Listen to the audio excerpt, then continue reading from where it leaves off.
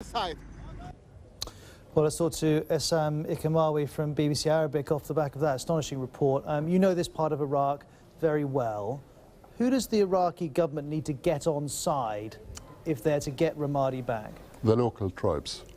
The problem with that area, Ross, is that IS is not, they're militias, they're always on the move. They move in small groups using small trucks. They try to, as much as they can, to embarrass the government as well as push it back, but they're also flexible enough to retreat when they have to. So the government, the army, is completely in disarray. What the Secretary of Defense, the American Secretary of Defense, said yesterday was pretty accurate, that they did not have the will to fight, which did not go down very well in Baghdad. And do you think some of these local tribes are willing to do business with IS? It depends. When we were there last October, the message was that the government has done nothing to help us. We need arms, we need money, we need all sorts of things, but the government does not trust these tribes enough to arm them.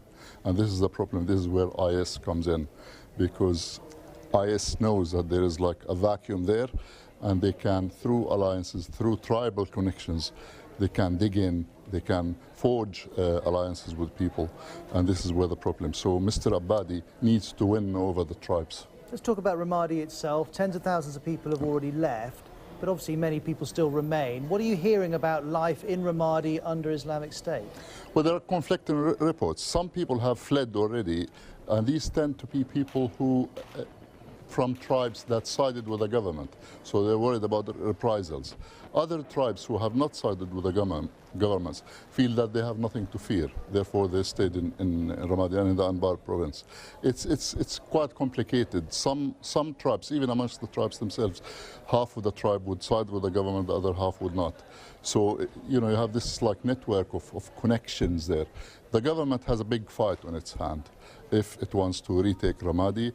At the moment, they're not relying on the army, although they're, you know, we saw pictures of the Iraqi army, but they are relying on the militias, the local militias, which happen to be Shias.